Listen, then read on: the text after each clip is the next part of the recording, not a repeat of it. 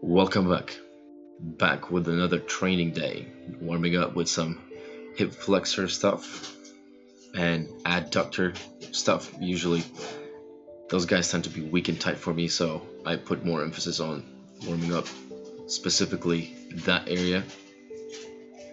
Although it appears I am stretching, but I am loading at the same time, so I position my body in the way that I am supporting part of my body weight or more of my body weight with that hip flexor group or adductor group. So you can see this diagonal stretch, lean back. I'm kicking my leg in the floor and loading those hip flexors as much as I can. So even when I lean forward, I bring them back by driving the knee in the floor active stretching. So good stuff before your squat sessions. So still doing only leg presses, not overloading my central nervous system too much because leg gains is not my main goal. I'm sorry everybody who has a fetish for barbell back squat. All it does fatigues me and brings me away from the rest of my goals. So this week, not going too crazy as I am starting a new mesocycle, or also I'm starting a new macro cycle. But I'm going to be closely monitoring and managing my intensity, relative intensity, not just the full, whatever the true intensity, not the true intensity, but the relative intensity. So it's a pretty cool term. I might dig in deeper in this topic later once I see how I manage it and how I understand it. Although it's not really too complicated, but there is a few things to keep in track. So yeah, yesterday I did like a bench press, but instead of doing the right numbers, I did the wrong numbers just because I did the wrong calculations. But now I got a nice little convenient chart where I'm going to see all my relative intensities and stuff like that. So in between sets of my leg presses, I do calf work. I think my first set was body weight, then I loaded it up with like 10 kilo plate on each side, and I do about 10-15 reps on each side. Also, I did a couple of calf raises or calf work straight after I finished my leg press. So this is my last set of these. I did together like 4, and the fourth one I did 60 reps. I did break it up with like short little breaks in between, but I got back to it as soon as possible. I did 120 kilos. Not really like an impressive number, but that is not my main goal, to impress you with the numbers. Maybe with my bench presses eventually when I get stronger, but not yet though. So I'm gonna have a push workout tomorrow, which is gonna be dips to 70% intensity, but about 80% of relative intensity. So that number, that name, that term, relative intensity, is going to be what you're going to be hearing in my vlogs quite often in the upcoming episodes. So here I'm getting my first 20 reps, which are pretty tough, to be honest. Like, it definitely gets your heart rate up and your legs get a sick pump. So I'm just chilling out for a while, sped up the footage. Everything is like sped up here because otherwise the video would be like a half an hour or something. So I think I did in this one about 10 reps, then I took another break and I did 10 more, and in the last but in the last push I did like another 20. So what I'm focusing on is pushing with both legs evenly, keeping my weight distributed on both feet evenly through the heel, through the toes, through the ball of the foot. But at the end of the set, what I did, I actually imagined that I'm kind of kicking my foot along the plate of the leg press forward, so emphasizing more on my quads.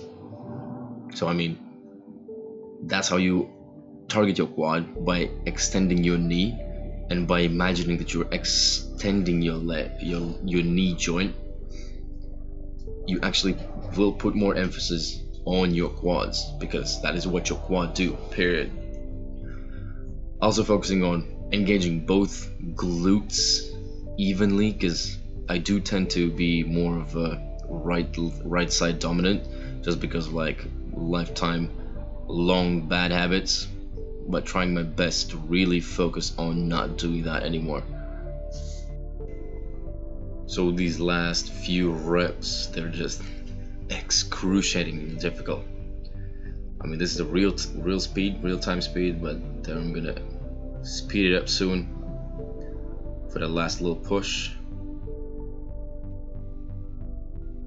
So as I said, I don't have like a big focus on developing maximum leg strength.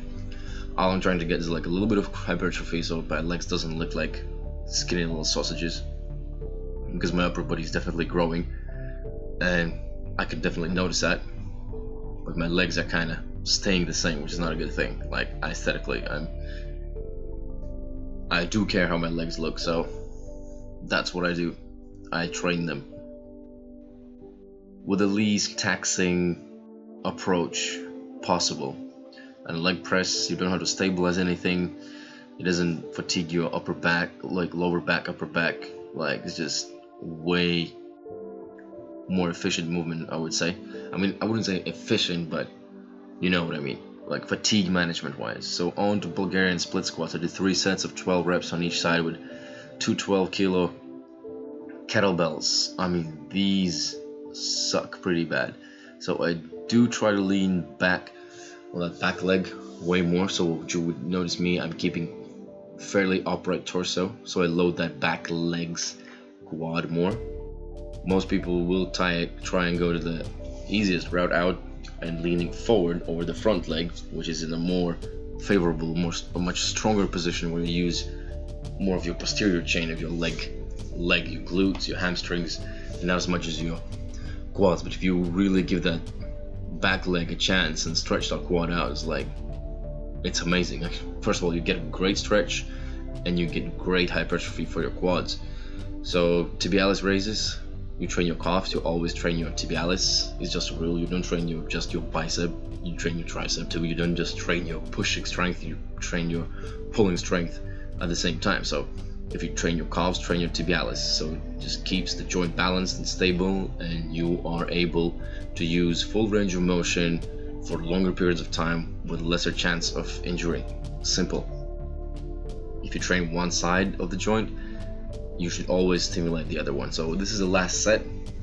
I was thinking about doing as many reps as possible after those 12, just get the other leg and then get some more reps on that first leg again, but that didn't go as planned, because I mean, I still need to get used to going for these numbers, like big volume for me, like 12 reps for Bulgarians with 24 kilos after a leg press is pretty tough.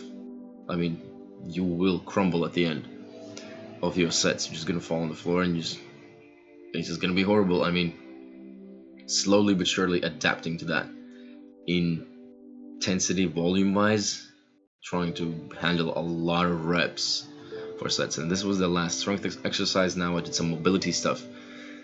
So to load my posterior chain as pancake is one of my main goals mobility wise in this macro cycle. I mean, I pretty much almost like I have a decent pancake, but I want to clean it up, and I want to be like, I don't want to be stretching it, I want to be strengthening that elongated position, like end range position. So this is how I load it from a standing position, like, I don't know what you call it, like medium length emphasis, whatever that means. It's like just a simple good morning with a 20-kilo bar, nice and slow on my way down, really focusing on loading both legs evenly. That is my obsession at this point, loading evenly. I would recommend adding some single leg work, but I was short on time and I just wanted to get in the essentials, and as these are my main goals, that's what I push on more.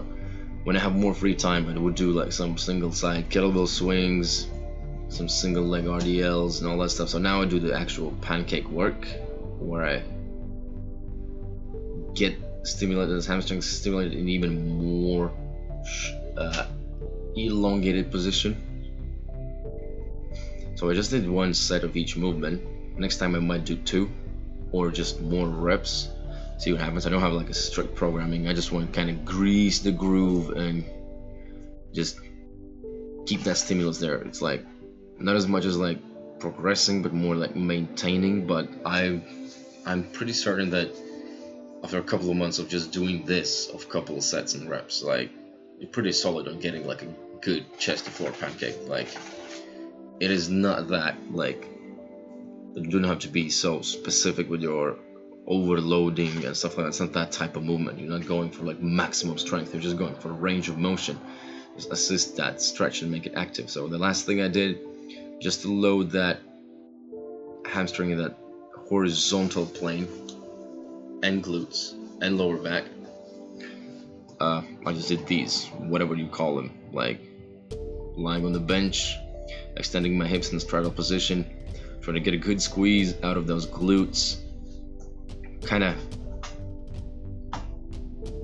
also good for your planche conditioning. So because when you start planching for real, like you're gonna feel it in your lower back and in your glutes. And to finish it off, I did about 10-12 reps of these straddle hip flexion leg raises, and this is the last thing I did for today. That's it for now. Tomorrow I'm gonna film my pushing workout with my actual real numbers for the new program. I might be talking more about that tomorrow, like a little bit more in depth. See you in the next one, guys.